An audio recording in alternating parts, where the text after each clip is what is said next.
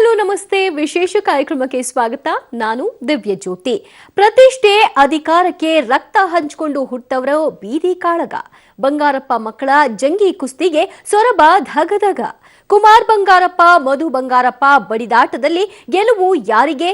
ಸೋತು ಸುಣ್ಣವಾಗಿರೋ ಅಣ್ಣ ಈ ಬಾರಿ ಶಾಕ್ ಕೊಡ್ತಾರ ತಮ್ಮನಿಗೆ? ಇದು ಈ ಹೊತ್ತಿನ ವಿಶೇಷ ಸೊರಬ ಸರ್ದಾರ.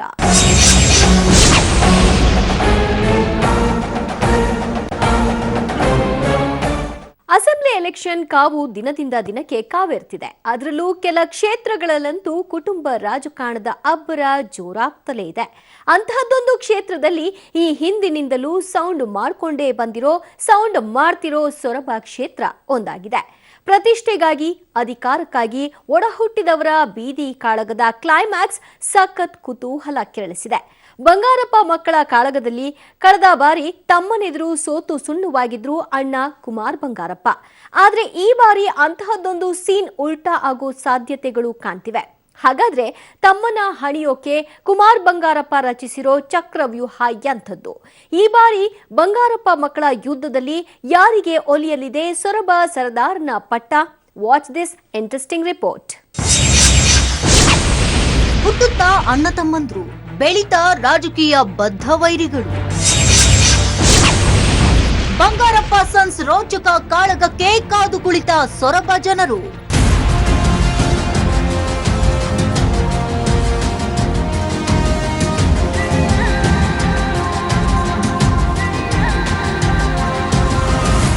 ಹುಟ್ಟುತ್ತಾ ಅಣ್ಣ ತಮ್ಮಂದ್ರು, ಬೆಳೀತಾ ದಾಯಾದಿಗಳು ಅನ್ನೋ ಗಾದೆ ಇದೆ. ಈ ಮಾತನ್ನ ನಿಜ ಮಾಡಿಬಿಟ್ಟಿದ್ದಾರೆ ಬಂಗಾರಪ್ಪ ಮಕ್ಕಳು. ತಂದೆ ಬಂಗಾರಪ್ಪ ರಾಜಕಾರಣದಿಂದ ಅಷ್ಟೋ ಇಷ್ಟೋ ರಾಜಕೀಯ ಪಟ್ಟುಗಳನ್ನ ಕುಮಾರ್ ಬಂಗಾರಪ್ಪ ಮತ್ತು ಮಧು ಬಂಗಾರಪ್ಪ ಕಲ್ತ್ಕೊಂಡ್ರು. ಅಪ್ಪರಂತೆ ನಾವು ಕೂಡ ರಾಜಕಾರಣದಲ್ಲಿ ಎತ್ತರಕ್ಕೆ ಬೆಳೀಬೇಕು ಅನ್ನೋ ಕನಸು ಕಂಡ್ರು. ಆದ್ರೆ ಬೆಳೆಯುತ್ತಾ ಸಹೋದರಿಬ್ಬರ ಆದ್ಯತೆಗಳೇ ಬೇರೆಯಾಗತೊಡಗಿದ್ವು. ಅಕ್ಷರಶಃ ರಾಜಕೀಯ ಬದ್ಧ ವಿರೋಧಿಗಳಾಗುವಂತೆ ಮಾಡಿತ್ತು. ಪ್ರತಿಷ್ಠೆ ಅಧಿಕಾರಕ್ಕಾಗಿ ಬಂಗಾರಪ್ಪ ಮಕ್ಕಳ ನಡುವೆ ನಡೆದಿದ್ದು, ನಡೀತಾ ಇರುವುದು ಮಾತ್ರ ಹೈ ಟೆನ್ಷನ್ ಮ್ಯಾಚ್ ಅನ್ನೋದನ್ನ ತಳ್ಳಿ ಹಾಕುವಂತಿಲ್ಲ.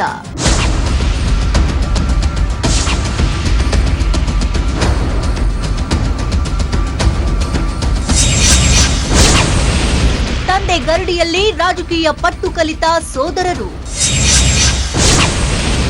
ಇದೀಗ ವರ್ಚಸ್ಸಿನ ಕಾಳಗಕ್ಕೆ ತೊಡೆ ತಟ್ಟಿರೋ ಕಠಾರಿ ವೀರರು.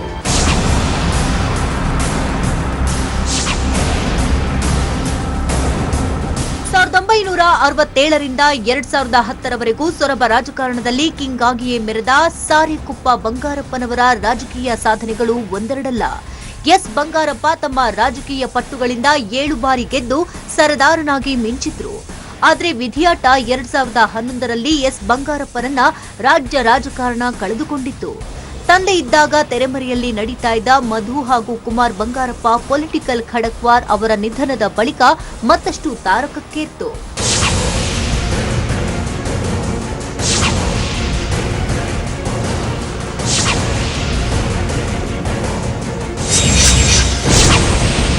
ಪ್ರತಿಷ್ಠೆ ಅಧಿಕಾರಕ್ಕಾಗಿ ರಕ್ತ ಹಂಚಿಕೊಂಡು ಹುಟ್ಟಿದವರ ಬೀದಿ ಕಾಳಗ. ಬಂಗಾರಪ್ಪ ಮಕ್ಕಳ ಜಂಗಿ ಕುಸ್ತಿಗೆ ಸೊರಬ ಧಗಧಗ.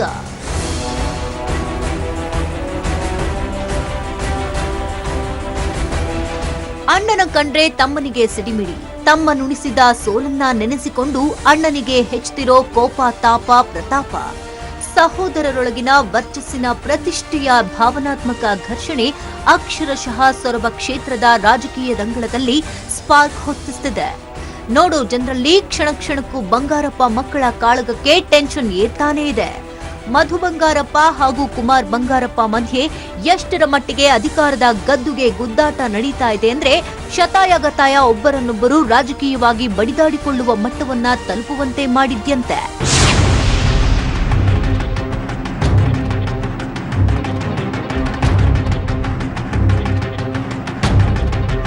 ನಾನೇ ಆಗಲಿ ಕುಮಾರ್ ಬಂಗಾರಪ್ಪ ಇಲ್ಲ ಅವನ ಸ್ವಭಾವ ಅದೊಂದು ಕೆಟ್ಟ ಚಾಳಿ ಅವನಿಗೆ ಮುಂಚೆನೇ. Is a sadist. So just leave it off. I don't want to really talk about him. ನಮಗೆ ಬೇರೆ ಕೆಲಸ ಇದೆ. ಅಣ್ಣನ ಯಶಸ್ಸು ತಮ್ಮನ ಕಣ್ಣು ಕುಕ್ಕುವಂತೆ ಮಾಡಿತ್ತ. ಗೆದ್ದು ಬೀಗ್ತಿದ್ದ ಕುಮಾರ್ಗೆ ಮಧು ಕೊಟ್ಟಿದ್ದು ಎಂಥ ಶಾಕ್. ಕುಮಾರ್ ಬಂಗಾರಪ್ಪ ಮಧು ಬಂಗಾರಪ್ಪ ಬಡಿದಾಟದಲ್ಲಿ ಗೆಲುವು ಯಾರಿಗೆ? ಸೋತು ಸುಣ್ಣವಾಗಿರೋ ಅಣ್ಣ ಈ ಬಾರಿ ಶಾಕ್ ಕೊಡ್ತಾರಾ ತಮ್ಮನಿಗೆ?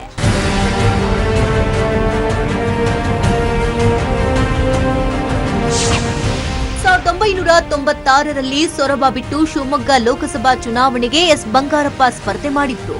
ಇದರಿಂದ ಹಿರಿಯ ಪುತ್ರ ಕುಮಾರ್ ಬಂಗಾರಪ್ಪಗೆ ರಾಜಕೀಯ ಎಂಟ್ರಿ ಸಿಕ್ತು. ಉಪಚುನಾವಣೆಯಲ್ಲಿ ಗೆಲುವು ಕೂಡ ತನ್ನದಾಗಿಸಿಕೊಂಡ್ರು.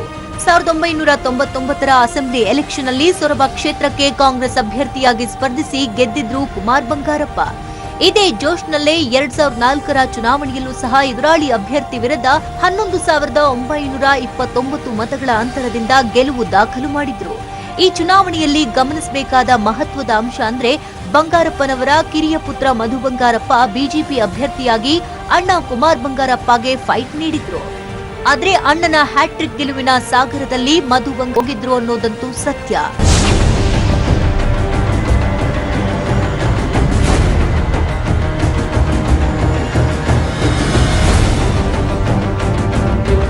ಅಣ್ಣನ ವಿರುದ್ಧ ಸ್ಪರ್ಧಿಸಿ ಮಣ್ಣು ಮುಕ್ಕಿದ ಮಧು ಬಂಗಾರಪ್ಪ ತೊಡೆತಟ್ಟಿ ಸೇಡಿಗೆ ಮುಂದಾದ್ರು. ಸೇಡಿಗೆ ಸೇಡು, ಸವಾಲಿಗೆ ಪ್ರತಿ ಸವಾಲನ್ನುವಂತೆ 2013ರ ವಿಧಾನಸಭಾ ಚುನಾವಣೆಯಲ್ಲಿ ಮಧು ಬಂಗಾರಪ್ಪ ಅಣ್ಣ ಕುಮಾರ್ ಬಂಗಾರಪ್ಪಗೆ ಸೋಲುಣಿಸಿ ಸೇಡನ್ನ ತೀರಿಸಿಕೊಂಡ್ರು. ಅಲ್ಲಿಂದಲೇ ನೋಡಿ ಈ ಇಬ್ಬರು ಸಹೋದರರ ಸವಾಲ್, ರಾಜಕೀಯ ಗುದ್ದಾಟ ಮತ್ತಷ್ಟು ಹೆಚ್ಚಾಗಿದ್ದು. ಅಲ್ಲಿಂದಲೇ ಇಬ್ಬರ ಮಧ್ಯೆ ಶುರುವಾದ ಪ್ರತಿಷ್ಠೆಯ ಅಸಲಿ ಫೈಟ್ ಇವತ್ತಿಗೂ ನಿಂತಿಲ್ಲ.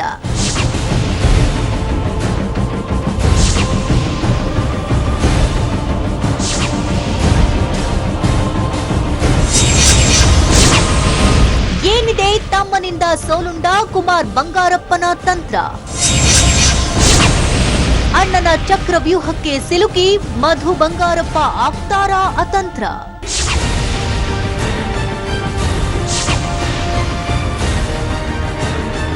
ಸೊರಬದಿಂದ ಹ್ಯಾಟ್ರಿಕ್ ವೀರನಾಗಿ ಒಮ್ಮೆ ಪೌರಾಡಳಿತ ಸಚಿವನಾಗಿ ಕಾರ್ಯವನ್ನ ನಿರ್ವಹಿಸಿ ಉನ್ನತ ಸ್ಥಾನಕ್ಕೇರಿದ ಕುಮಾರ್ ಬಂಗಾರಪ್ಪಗೆ ತಮ್ಮ ಮಧು ಕೊಟ್ಟ ಸೋಲಿನ ಏಟು ಇಂದಿಗೂ ಮಾಸಿಲ್ಲ. ಸೊರಬದಲ್ಲಿ ನಾನೇ ಕಿಂಗ್ ಅಂದುಕೊಂಡಿದ್ದ ಕುಮಾರ್ ಬಂಗಾರಪ್ಪಗೆ ಖುದ್ದು ಸೋದರ ಮಧು ಬಂಗಾರಪ್ಪನೇ ವಿಲನ್ ಆಗ್ಬಿಟ್ರು. ಸೋತು ಸುಣ್ಣವಾಗಿರೋ ಕುಮಾರ್ ಮಾತ್ರ ಈ ಸಲ ಅದ್ಹೇಗೆ ಮಧು ಜಯಗಳಿಸ್ತಾನೆ ಅನ್ನೋ ಜಿದ್ದಿಗೆ ಬಿದ್ದಿದ್ದಾರಂತೆ. ಅದಕ್ಕಾಗಿಯೇ ತಮ್ಮನ ವಿರುದ್ಧವೇ ಅಣ್ಣ ಚಕ್ರವ್ಯೂಹವನ್ನ ಹೆಣೆದು ಮಕಾಡೆ ಮಲಗಿಸೋ ಶಪಥ ಮಾಡ್ಬಿಟ್ಟಿದ್ದಾರೆ. ಸೋದರರ ಹೈ ವೋಲ್ಟೇಜ್ ಕಾಳಗ ಸೊರಬ ಕ್ಷೇತ್ರದ ಜನರ ಕಣ್ಣನ್ನ ಮಿಟುಕಿಸದಂತೆ ನೋಡುವಷ್ಟರ ಮಟ್ಟಿಗೆ ಕಾತುರರನ್ನಾಗಿಸಿಕೊಂಡಿರುವುದಂತೂ ಸತ್ಯ.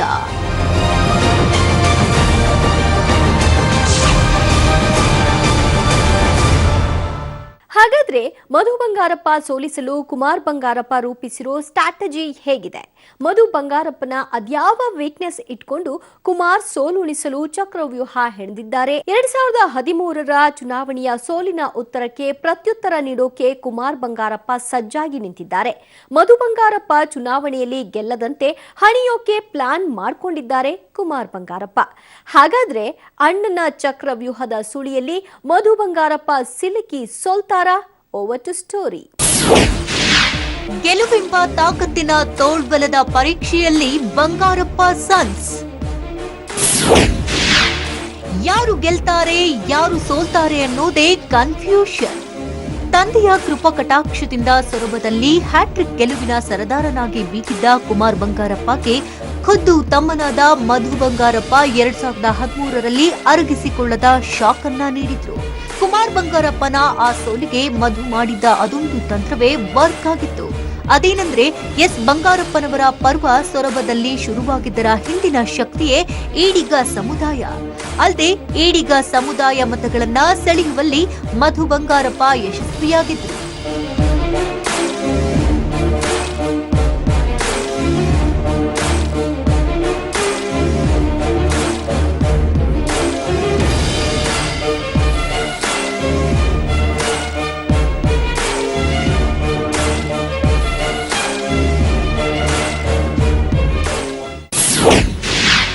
ತಂದೆಯ ಅದೊಂದು ನುಡಿ ಮಧುಗೆ ಪ್ಲಸ್ ಆಯ್ತು ನೋಡಿ. ತಮ್ಮನ ವಿರುದ್ಧ ಸೋತ ಕುಮಾರ್ ಆದ್ರೂ ಒಳಗೊಳಗೆ ಸಿಡಿಮಿಡಿ. ಬಂಗಾರಪ್ಪ ಸಾಹೇಬರು ಮಧು ಬಂಗಾರಪ್ಪನವ್ರನ್ನ ಶಾಸಕನಾಗಿ ಮಾಡಬೇಕು ಅನ್ನುವಂಥ ಹಂಬಲದಿಂದ ಆ ಮಗಗೆ ಹೆಚ್ಚಿನ ಒತ್ತನ್ನು ಕೊಟ್ಟು ಸುಮಾರು 15 ವರ್ಷದಿಂದ ಪ್ರಯತ್ನ ಪಟ್ಟರು. ಆದರೆ 2 ಬಾರಿ ಎಲೆಕ್ಷನ್ನಲ್ಲೂ ಸಹ ಅವರು ಸೋತರು. ಕೊನೆಯ ದಿವಸದಲ್ಲಿ ಅವರು ಇಲ್ಲ ಶ್ರೀಪಾದ, ನನ್ನ ಕೊನೆ ಆಸೆ ಈಡೇರಿಸಬೇಕು ಅಂತ ಹೇಳಿದರು. ಹಾಗಾಗಿ ನಾವೆಲ್ಲರೂ ಸಹ ಪ್ರಾಮಾಣಿಕವಾಗಿ ಭಾಳಷ್ಟು ಪ್ರಯತ್ನವನ್ನು ಪಟ್ಟು ಇಡೀ ತಾಲೂಕಿನ ಜನತೆಯೂ ಸಹ ಸಹಕರಿಸಿ MLA ಆಗಿ ಶಾಸಕರಾಗಿ ಮಾಡಿದ್ವಿ. ಬಂಗಾರಪ್ಪ ಕುಟುಂಬದಲ್ಲಿ ಅದೊಂದು ಗಳಿಗೆಯಲ್ಲಿ ನಡೆದ ಆಸ್ತಿ ವ್ಯಾಜ್ಯಗಳ ಒಳಜಗಳ ಭಾರಿ ಸದ್ದು ಮಾಡಿತು. ಬಂಗಾರಪ್ಪ ನಿಧನಕ್ಕೂ ಕೆಲ ತಿಂಗಳುಗಳ ಹಿಂದೆ ಕುಟುಂಬದಲ್ಲಿ ಮೂಡಿದ್ದ ಬಿರುಕು ಮಧು ಬಂಗಾರಪ್ಪಗೆ ಪ್ಲಸ್ ಆಯಿತು. ನನ್ನ ಕುಟುಂಬದ ಅಸಲಿ ಉಸ್ತುವಾರಿ ಕುಮಾರಲ್ಲ ಮಧು ಬಂಗಾರಪ್ಪ ಅಂತ ಎಸ್ ಬಂಗಾರಪ್ಪ ಘೋಷಿಸಿಯೇ ಬಿಟ್ಟಿದ್ರು. ಅವರ ನಿಧನದ ಬಳಿಕ ತಂದೆ ಎಸ್ ಬಂಗಾರಪ್ಪ ಮೇಲಿನ ಅನುಕಂಪ ಮಧು ಬಂಗಾರಪ್ಪಗೆ ಹಿಂದುಳಿದ ವರ್ಗಗಳ ಮತಗಳನ್ನ ಒಲಿದು ಬರುವಂತೆ ಮಾಡಿದ್ದೇ ದೊಡ್ಡ ಪ್ಲಸ್ ಆಯಿತು.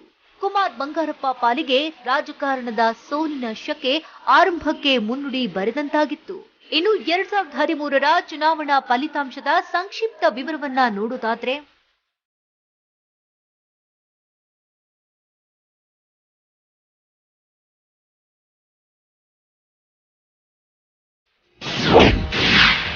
ಸೊರಬ ವಿಧಾನಸಭಾ ಕ್ಷೇತ್ರ 2013ರ ಚುನಾವಣೆಯ ಫಲಿತಾಂಶ ವಿವರ. ಚುನಾವಣೆಯಲ್ಲಿ ಚಲಾವಣೆಗೊಂಡ ಮತಗಳು 1,39,648. ಗೆದ್ದ ಅಭ್ಯರ್ಥಿ ಮಧು ಬಂಗಾರಪ್ಪ, ಪಕ್ಷ ಜೆಡಿಎಸ್ ಗಳಿಸಿದಂತಹ ಮತಗಳು 58,541, ಶೇಕಡವಾರು 41.47%. ಇನ್ನು ಪರಾಜಿತ ಅಭ್ಯರ್ಥಿ ಹರತಾಳು ಹಾಲಪ್ಪ, ಪಕ್ಷ ಕೆಜೆಪಿ ಗಳಿಸಿದಂತಹ ಮತಗಳು 37,316, ಶೇಕಡವಾರು 26.44%. ಇನ್ನು ಪರಾಜಿತ ಅಭ್ಯರ್ಥಿ ಕುಮಾರ್ ಬಂಗಾರಪ್ಪ, ಪಕ್ಷ ಕಾಂಗ್ರೆಸ್ ಗಳಿಸಿದ್ದ ಮತಗಳು 33,176, ಶೇಕಡವಾರು 23.50%. ಮಧು ಬಂಗಾರಪ್ಪನ ಸೋಲಿಗೆ ಅಣ್ಣನ ಹೆಣದ ತಂತ್ರಜಾಲವೇನು? ಕುಮಾರ್ ಬಂಗಾರಪ್ಪನ ತಂತ್ರಕ್ಕೆ ಮಧು ಬಂಗಾರಪ್ಪ ಸೋಲ್ತಾರೇನು? ಸೋಲನ್ನ ಅರ್ಗಿಸಿಕೊಳ್ಳೋಕಾಗದೆ ಮಧು ಬಂಗಾರಪ್ಪ ವಿರುದ್ಧ ಕುಮಾರ್ ಬಂಗಾರಪ್ಪ ಹೊಸ ತಂತ್ರವನ್ನೇ ಮಾಡಿದ್ದಾರೆ. ಅದೇನೆಂದ್ರೆ ತಮ್ಮನಿಗೆ ಪೂರಕವಾಗಿದ್ದ ಈಡಿಗ ಮತಗಳನ್ನೆಲ್ಲ ಸೆಳೆಯೋಕೆ ಪ್ರಯತ್ನ ನಡೆಸಿದ್ದಾರೆ. ಜೊತೆಗೆ ಅಪ್ಪನ ಹೆಸರನ್ನ ಬಳಸಿ ಹಿಂದಿದ್ದಂತಹ ವರ್ಚಸ್ಸನ್ನ ಗಳಿಸೋಕೆ ಮುಂದಾಗಿದ್ದಾರೆ. ಇನ್ನು ಸೊರಬದಲ್ಲಿ ಈಡಿಗ ಸಮುದಾಯ ಮತಗಳೇ ನಿರ್ಣಾಯಕವಾಗಿದ್ದು, ಎರಡನೇ ದೊಡ್ಡ ಸಮುದಾಯವಾಗಿ ಲಿಂಗಾಯತ ಸಮುದಾಯವಿದೆ. ಒಮ್ಮೆ ಸೊರಬ ಕ್ಷೇತ್ರದ ಜಾತಿವಾರು ಅಂದಾಜು ಅಂಕಿ ಅಂಶಗಳನ್ನ ನೋಡೋದಾದ್ರೆ,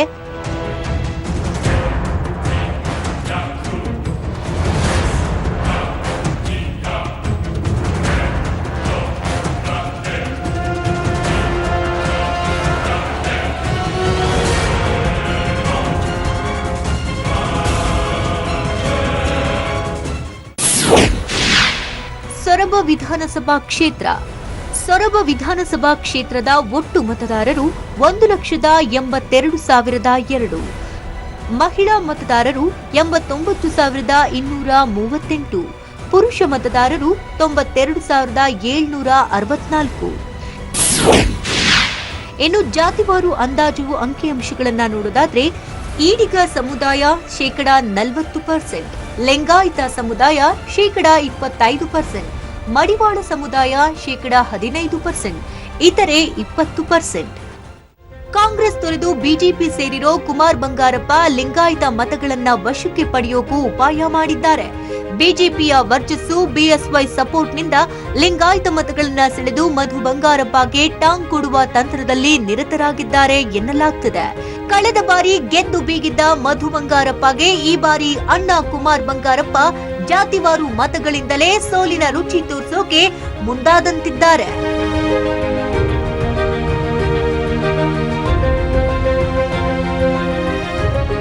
ಹಾಗಾದ್ರೆ ಕುಮಾರ್ ಬಂಗಾರಪ್ಪ ಮಾಡಿರೋ ಈ ತಂತ್ರ ಮಧು ಬಂಗಾರಪ್ಪಗೆ ಮುಳುವಾಗುತ್ತಾ? ಅಸಲಿಗೆ ಸೊರಬದಲ್ಲಿ ಈ ಸಲ ಯಾರು ಗೆಲ್ತಾರೆ ಅನ್ನೋದು ತಿಳಿಬೇಕಾದ್ರೆ ಸೋದರರಿಬ್ಬರ ಪ್ಲಸ್ ಮೈನಸ್ ಏನಿದೆ ಅನ್ನೋದನ್ನ ನೋಡ್ಲೇಬೇಕಿದೆ. ಕುಮಾರ್ ಬಂಗಾರಪ್ಪ ಏನೋ ತಮ್ಮನನ್ನ ಸೋಲಿಸಿ ಸೊರಬ ಸರ್ದಾರ ಆಗ್ಬೇಕಂತ ಪಣ ತೊಟ್ಟಿದ್ದಾರೆ. ಆದ್ರೆ ಅಸಲಿಗೆ ಸೊರಬ ಜನತೆ ಸೋದರರಿಬ್ಬರಲ್ಲಿ ಯಾರಿಗೆ ಗೆಲುವಿನ ಶ್ರೀರಕ್ಷೆ ನೀಡ್ತಾರೆ ಅನ್ನೋದೇ ಕೌತುಕವಾಗಿದೆ. ಹಾಗಾದ್ರೆ ಮಧು ಬಂಗಾರಪ್ಪ ಮತ್ತು ಕುಮಾರ್ ಬಂಗಾರಪ್ಪ ಪ್ಲಸ್ ಮೈನಸ್ ಏನು? ಇಲ್ಲಿದೆ ಅದರ ಸಂಪೂರ್ಣ ಡೀಟೇಲ್ಸ್. ಈ ಸಲದ ಎಲೆಕ್ಷನ್ನಲ್ಲಿ ಯಾರಾಗ್ತಾರೆ ಸೊರಬ ಸರದಾರ? ಮಧು ಬಂಗಾರಪ್ಪನ, ಕುಮಾರ್ ಬಂಗಾರಪ್ಪನ?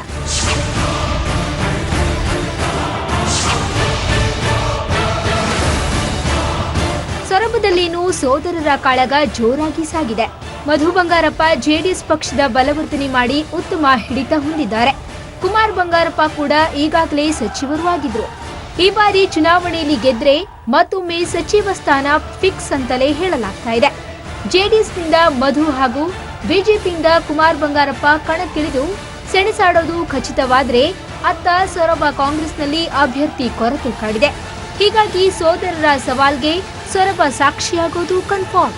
ಹಾಗಾದ್ರೆ ಈ ಇಬ್ಬರ ಪ್ಲಸ್ ಮೈನಸ್ ಏನು ಅನ್ನೋದನ್ನ ನೋಡಿದ್ರೆ ಈ ಬಾರಿ ಯಾರು ಸೊರಬ ಸರ್ದಾರ ಆಗ್ತಾರೆ ಅನ್ನೋದು ಖಾತ್ರಿ ಆಗ್ಬಹುದು.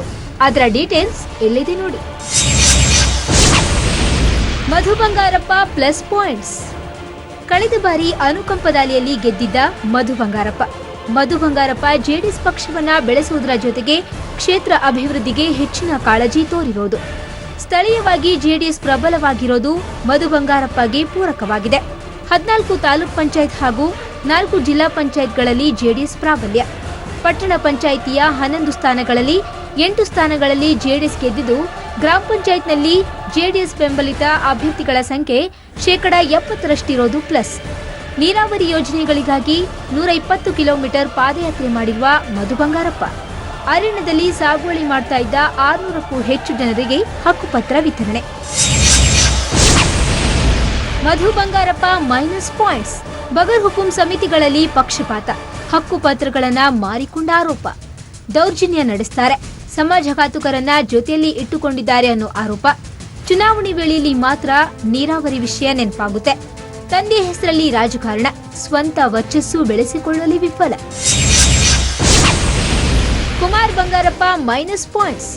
ಚುನಾವಣೆ ಸಂದರ್ಭದಲ್ಲಿ ಮಾತ್ರ ಸೊರಬದಲ್ಲಿ ಕಾಣಿಸಿಕೊಳ್ಳೋದು, ಸ್ವಂತ ವರ್ಚಸ್ಸು ಬೆಳೆಸಿಕೊಳ್ಳಲು ವಿಫಲ. ಏಕಕಾಲದಲ್ಲಿ ಕಾಂಗ್ರೆಸ್ ಬಿಜೆಪಿ ಕಾರ್ಯಕರ್ತರ ವಿರೋಧ ಕಟ್ಟಿಕೊಂಡಿರೋದು. ಕ್ಷೇತ್ರದಲ್ಲಿ ಜನರ ಸಂಪರ್ಕ ಮಾಡೋಕೆ ಆದ್ಯತೆ ಕಡಿಮೆ, ಹೆಚ್ಚಾಗಿ ಬೆಂಗಳೂರಲ್ಲೇ ನೆಲೆಸಿರೋದು. ಕಾಂಗ್ರೆಸ್ನಲ್ಲಿ ಇದ್ರೂ ಬಿಜೆಪಿಯಲ್ಲಿ ಇದ್ರೂ ಬಂಗಾರಪ್ಪ ಹೆಸರು ಹೇಳಿಕೊಂಡೇ ರಾಜಕಾರಣ. ಹರ್ತಾಳು ಹಾಲಪ್ಪ ತಟಸ್ಥವಾದರೆ ದೊಡ್ಡ ಹೊಡೆತ ಬೀಳೋ ಸಾಧ್ಯತೆ. Kumar Bangarappa plus points. ಈವರೆಗೂ ಕಡಿಮೆ ಆಗದ ಬಂಗಾರಪ್ಪನವರ ಹಿರಿಯ ಮಗ ಎಂಬ ಅನುಕಂಪ, ಬಂಗಾರಪ್ಪ ಕುಟುಂಬದ ಬಗ್ಗೆ ಕ್ಷೇತ್ರದಲ್ಲಿ ಇರುವ ಪ್ರೀತಿ, ಮಧು ಬಂಗಾರಪ್ಪ ವಿರುದ್ಧ ಕ್ಷೇತ್ರದಲ್ಲಿ ಸೃಷ್ಟಿಯಾಗಿರುವ ಅಸಮಾಧಾನದ ಅಲೆ, ಬಿಜೆಪಿ ಪಕ್ಷದ ವರ್ಚಸ್ಸು, ಯಡಿಯೂರಪ್ಪ ನೆರವಿನಿಂದ ಕ್ಷೇತ್ರದ ಲಿಂಗಾಯತ ಮತ ಒಲಿಯುವ ಸಾಧ್ಯತೆ. ಕುಮಾರ್ ಬಂಗಾರಪ್ಪ ಮತ್ತು ಮಧು ಬಂಗಾರಪ್ಪ ಹೆಚ್ಚು ಕಮ್ಮಿ ಸರಿಸಮಾನವಾಗಿ ಒಂದು ಪ್ರಬಲವಾದ ಅಸ್ತಿತ್ವ ದಾಖಲು ಮಾಡ್ಕೊಳ್ತಾ ಇದ್ರು. ಅವರು ಬಿಜೆಪಿಗೆ ಹೋಗಿದ್ದರಿಂದ ಕಾಂಗ್ರೆಸ್ಸಿಗೆ ಅಲ್ಲಿ ಅಸ್ತಿತ್ವ ಇಲ್ಲ ಆಗಿಬಿಟ್ಟಿದೆ. ಈಗ ಒಂದು ಶೂನ್ಯ ಅನ್ನೋ ಸ್ಥಿತಿ ನಿರ್ಮಾಣ ಆಗ್ತಾ ಇದೆ. ಸುಮಾರು ಒಂದು 60-70% ನಾಯಕರು ಹೋಗಿದ್ದಾರೆ, ಮತದಾರರು ಎಷ್ಟು ಹೋಗಿದ್ದಾರೆ ಗೊತ್ತಿಲ್ಲ. ಅಷ್ಟು ಜನ ಕುಮಾರ್ ಬಂಗಾರಪ್ಪನವ್ರ ಜೊತೆ ಬಂದಿದ್ದಾರೆ. ಕುಮಾರ್ ಬಂಗಾರಪ್ಪ ಅವ್ರದ್ದೇ ಆದ ಮತಗಳು ಇವೆಲ್ಲ ಸೇರಿದರೆ ಒಂದು ಪ್ರಬಲ ಶಕ್ತಿಯಾಗಿ ಕುಮಾರ್ ಬಂಗಾರಪ್ಪ ಎಮರ್ಜ್ ಆಗುವಂಥ ಸಾಧ್ಯತೆಗಳು ಕಾಣಿಸ್ತಾ ಇದೆ ಅಲ್ಲಿ. ಆದರೆ ಮಧು ಬಂಗಾರಪ್ಪನವರು ತಮ್ಮ ಈ ಅವಧಿಯಲ್ಲಿ ಸ್ವಲ್ಪ ಜೋಶಾಗಿ, ಸ್ವಲ್ಪ ಪಾಸಿಟಿವ್ ಆಗಿ ಕೆಲಸ ಮಾಡ್ತಾ ಇಡೀ ಕ್ಷೇತ್ರದಲ್ಲಿ ಓಡಾಡಿದ್ರಿಂದ 2013ಕ್ಕಿಂತ ಹೆಚ್ಚು ವರ್ಚಸ್ಸು ಗಳಿಸಿದ ಹಾಗೆ ಕಾಣೋದು ಕೂಡ. ಸೊ ಹಾಗಾಗಿ ಅವರಿಬ್ಬರ ನಡುವೆ ಒಂದು ಬಹಳ ದೊಡ್ಡ ಪೈಪೋಟಿ ಆಗ್ಬೋದು. ಒಟ್ನಲ್ಲಿ ಸೊರಬದಲ್ಲಿ ಮಧು ಹಾಗೂ ಕುಮಾರ್ ಬಂಗಾರಪ್ಪ ಬಗೆಗಿನ ಡೀಟೇಲ್ಸ್ ಹೀಗಿದೆ.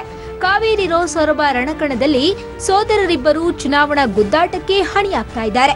ಆದ್ರೆ ಈ ಇಬ್ಬರಲ್ಲಿ ಅದ್ಯಾರಿಗೆ ಸೊರಬ ಜನರು ಸರ್ದಾರ್ನ ಪಟ್ಟ ಕೊಡ್ತಾರೆ ಅನ್ನೋದನ್ನ ಕಾದ್ ನೋಡ್ಬೇಕಿದೆ.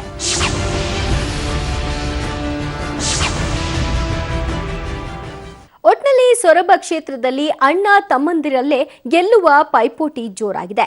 ಒಬ್ಬರನ್ನ ಒಬ್ರು ಮಣಿಸೋಕೆ ತಂತ್ರಗಳನ್ನ ಮಾಡ್ತಾ ಇದ್ದಾರೆ. ಸೊರಬ ಕ್ಷೇತ್ರ ಜನ ಯಾರಿಗೆ ಜೈ ಅಂತಾರೆ ಅನ್ನೋದನ್ನ ಕಾದು ನೋಡ್ಬೇಕಷ್ಟೇ. ಇದು ಈ ಹೊತ್ತಿನ ಸ್ಪೆಷಲ್ ನೆನಪಿರ್ಲಿ ನ್ಯೂಸ್ ಅಂದ್ರೆ ಪಬ್ಲಿಕ್ ಟಿವಿ.